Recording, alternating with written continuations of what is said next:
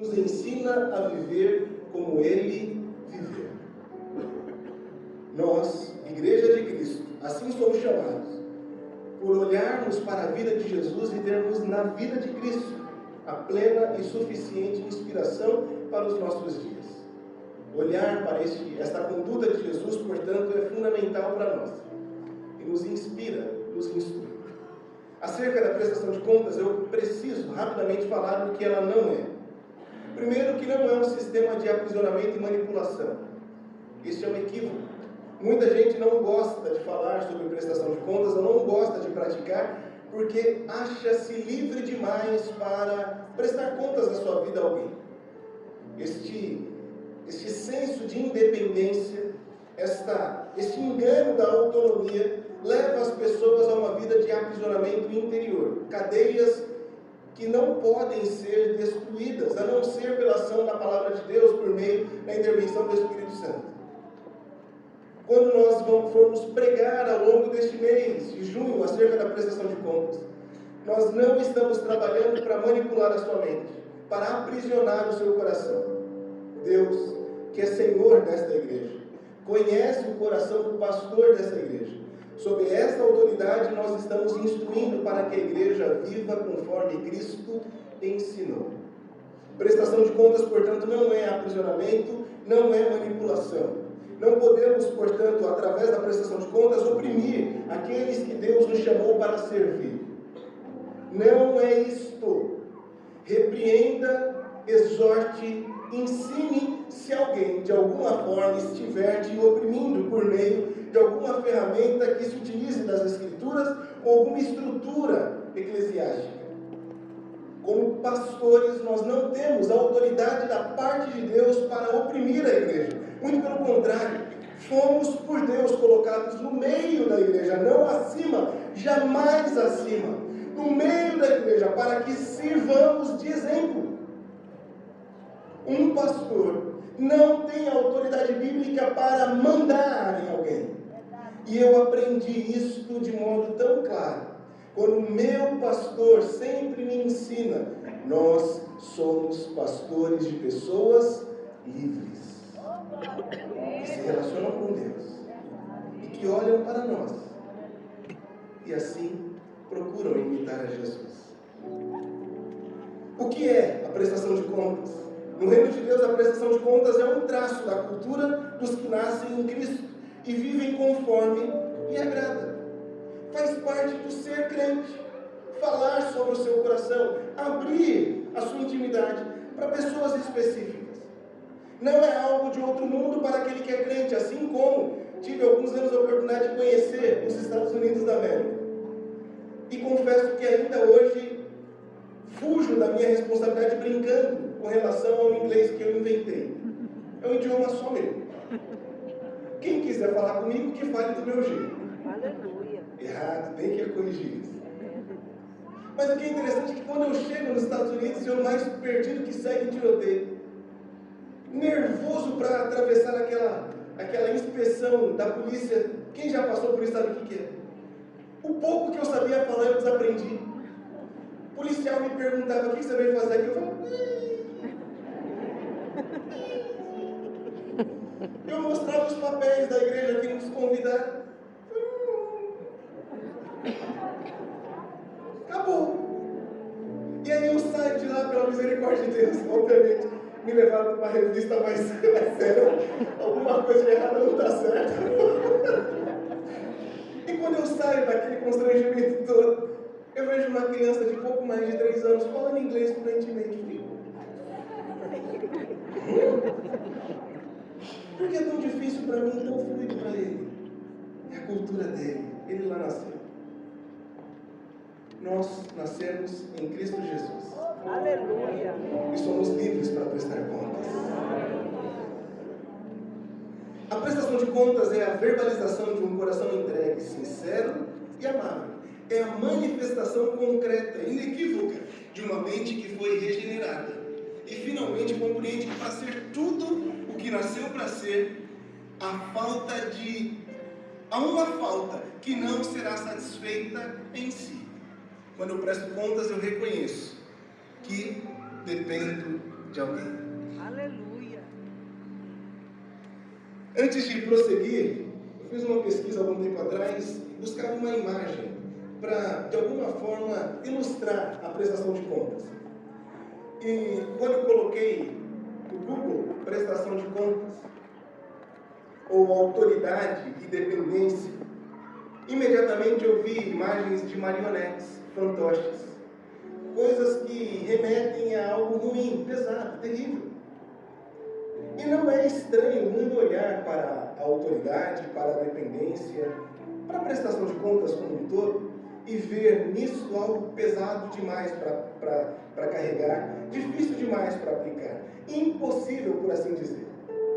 O que me estranha, o que me choca, o que me entristece de verdade é ver a igreja declarando coisas que a Bíblia discorda. Esse é o problema. O problema não é o seu vizinho que não conhece a Cristo falar que de ninguém depende, cala a boca, já morreu, quem manda na minha boca sou. O problema não é o seu vizinho que não teme ao Senhor falar isso. O problema é isso entrar no seu coração e fazer algum sentido.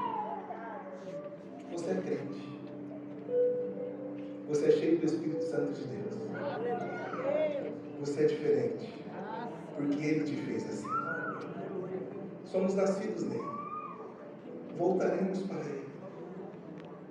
Enquanto tudo isso aqui está sendo reservado para o fogo, nós, a Igreja de Cristo, estamos sendo conduzidos para o céu. Então não faz sentido a igreja pensar como o mundo.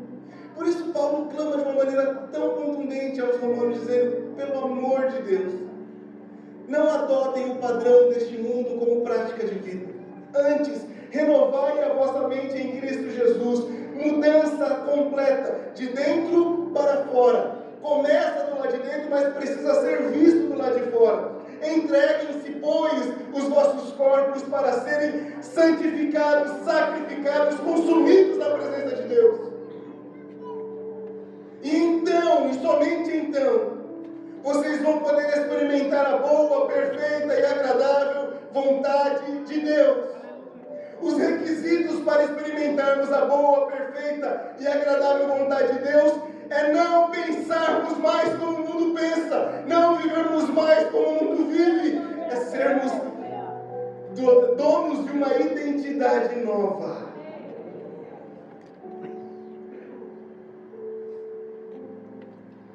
O que nós vemos a respeito da dependência, essa capacidade de observar-se como alguém faltante, necessitado. A dependência é um grande sinal de maturidade. Você já tentou colaborar com alguma criança numa tarefa que é impossível? Primeira decisão da criança é tentar fazer de tudo.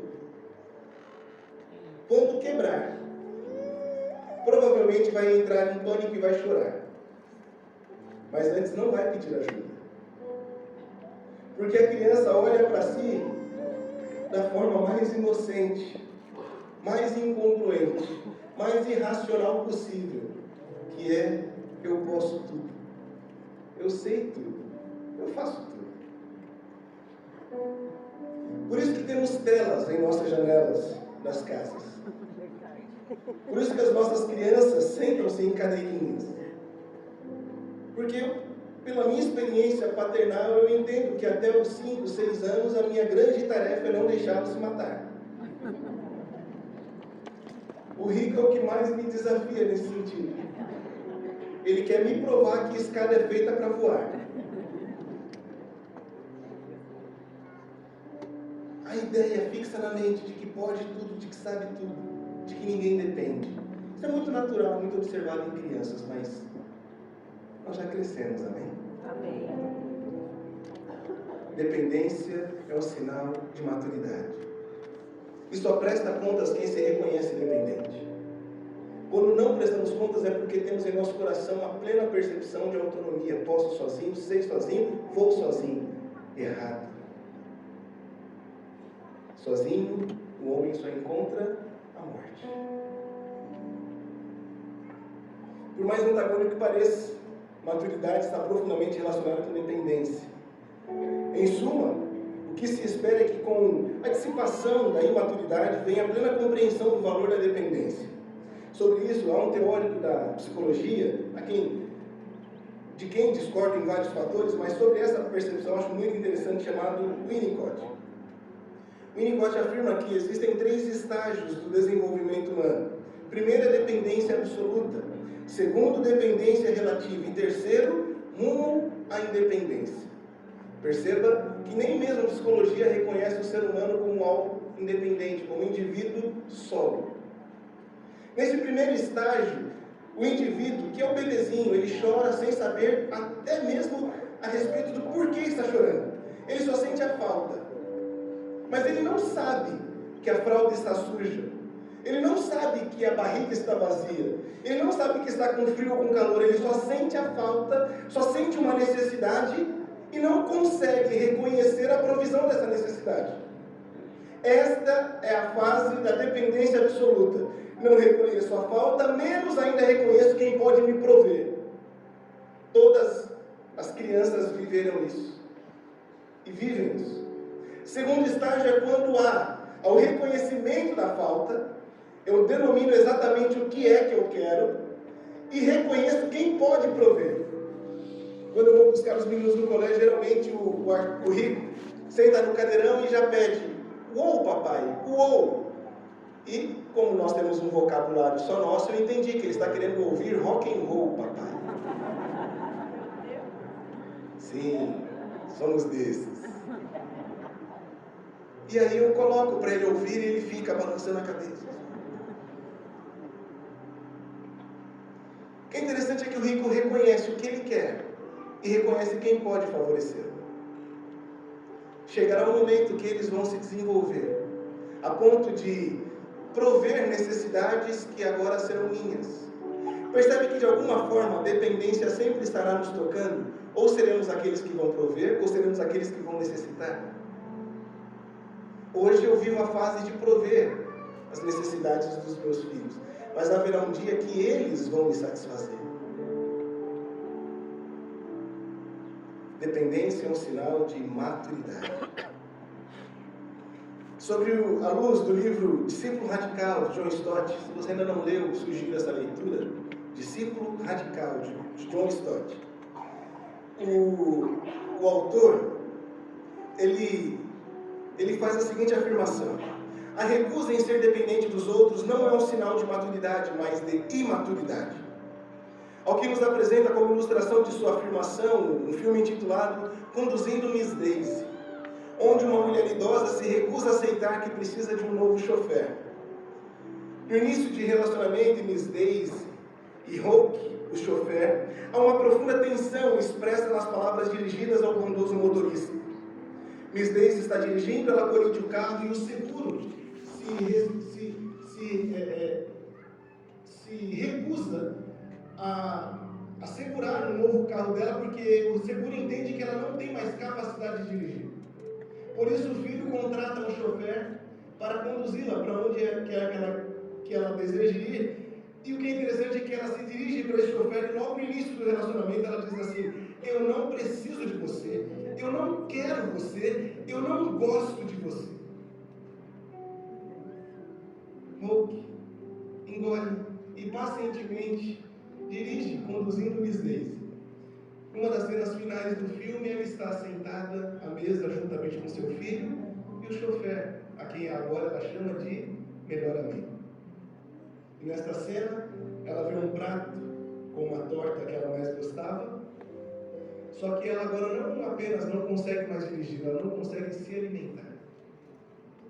E gentilmente, o chofer corta pedaço por pedaço daquela torta e leva até a boca dela para que ela desfrute daquela deliciosa sobremesa. Só não aprende a depender quem acha que de ninguém precisa. Para estes, a vida tem um jeito duro de ensinar que a dependência é um valor substancial e intransferível. Sobre isso, sobre esta questão, nós precisamos denominar de maneira muito clara, para que nosso coração não finja algumas questões. Quem é que já ouviu a frase do tipo, não quero ser um peso para ninguém? Um monte de papais e mamães sendo rememorados agora. Ou ainda, não quero incomodar. Isso não é cuidado com o outro, é orgulho. Cuidado com nomes bonitinhos que você concede para os seus pecados. Isso é orgulho.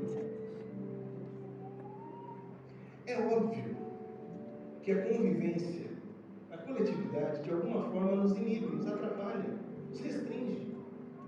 Quer coisa mais terrível do que quando alguém senta no seu lugar preferido aqui?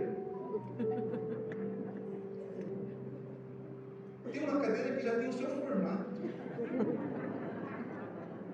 É o jeito certinho que seu pescoço fica para ver quem está falando, está certinho. Aí você chega, tem alguém sentado no lugar. E quando você está atrasado para vir para a igreja e tem um filho que demora para tomar banho, e a casa só tem um banheiro, não dá vontade de deixar para trás?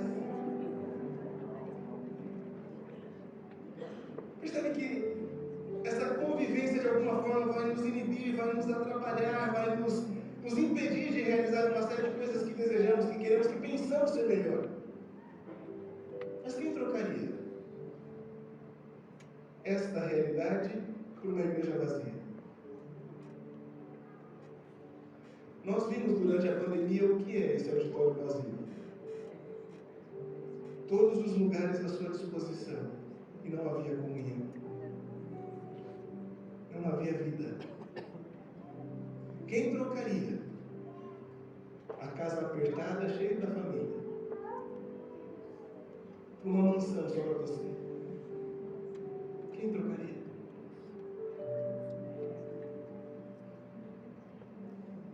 O que nós precisamos entender é que Deus, sendo quem é, em Cristo Jesus nos ensina a depender. É natural, é saudável e é esperado que dependamos uns dos outros. Por ser 100% Deus, 100% homem, o próprio Cristo provou a dignidade da dependência. Depender é digno. Ele nasceu como um bebê. A Bíblia descreve que ele foi encontrado pelos pastores envolto em panos. O Criador do universo estava abrigado em trapos para não passar frio. O dono da vida aprendeu a andar.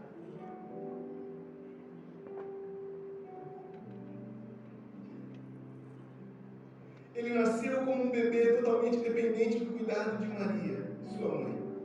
Precisou ser alimentado, ser banhado, ser apoiado para não cair. Pense na grandeza proveniente da dependência. O Criador decidiu aprender a andar. Até mesmo no ato de salvação das nossas vidas. Naquela trilha que somente Ele poderia caminhar. Na via dolorosa, carregando a minha e a sua cruz. Somente Ele podia ali estar. Nenhum de nós tínhamos capacidade para ocupar aquele lugar. Até mesmo neste ato de salvação de toda a criação. Jesus Cristo nos mostra a dignidade da dependência. Simão de Cirene, ele olha para Jesus e vê toda a fragilidade humana nele, no Cristo, no Criador. E assume sobre o seu corpo, Simão, assume sobre si uma viga de aproximadamente 20 quilos, que era o que pesava o madeiro que Jesus transportou. Simão ajudou aquele que tudo criou. Aí nós não queremos depender. Na pessoa de Cristo aprendemos que a dependência não destitui uma pessoa de dignidade, do seu valor supremo. Quando você presta contas, quando você depende de alguém, você não se torna menor. E se a dependência foi adequada para o nosso Deus, não é válida para nós? Não é necessária para nós? E é por isso que o apóstolo Paulo escreve aos Coríntios, no capítulo 11, no verso de número 1, no único verso, ele diz: sejam meus imitadores, como eu sou de Cristo. Temos em Cristo o exemplo perfeito e suficiente, de nada mais dependemos. Ao passo que temos em Paulo uma referência necessária. Deus sabe que nós aprendemos mediante exemplos concretos. No conhecimento, na construção do conhecimento, não se parte do ponto A para o ponto B, para o ponto D. É necessário transitar pelo ponto D e o ponto C. Deus sabe que nós temos carências. E Ele então elege, chama seus profetas, os patriarcas, os reis, os apóstolos, para inspirarem as pessoas a viverem como Cristo vive. Mencionei aqui, citando o texto de 1 Pedro capítulo 5, quando o apóstolo Pedro diz que nós, pastores, fomos colocados no meio da igreja, para que a igreja veja o proceder, imite a nossa fé. A igreja, o rebanho, o povo de Cristo precisava então de exemplos concretos. Por isso Paulo aponta para si dizendo: enquanto eu imitar a Cristo, me imitem também. E o que é interessante é que a carta de Paulo aos Coríntios é uma série de respostas. Sobre esta passagem nós falaremos um pouco mais nas próximas reuniões, mas para que fique claro, Paulo responde a diversas perguntas da igreja sobre casamento. E quando chega no capítulo 8, mais precisamente no verso 1 em diante, Paulo vai responder sobre a comida sacrificada aos ídolos. E aí, pode ou não pode comer? Come ou não come? Paulo diz: depende. Não é se está bem passado ou mal passado. Depende se a sua liberdade não vai ferir a consciência do seu irmão. Paulo está falando: nós sabemos que a comida sacrificada aos ídolos nada, não tem problema nenhum. Mas tem alguns irmãos que ainda estão em desenvolvimento na sua relação com Deus e veem na comida sacrificada aos ídolos um problema muito grande. Então, não coma. Não porque é pecado comer, mas porque escandaliza o seu irmão. Não come. Paulo está nos orientando: não sejam escravos da vossa liberdade.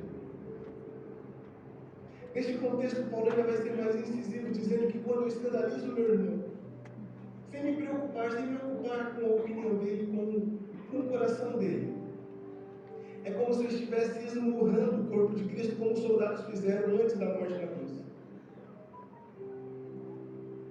A vivência na plena dependência nos leva a uma compreensão que a consciência do meu irmão é mais importante do que os meus desejos, do que as minhas vontades.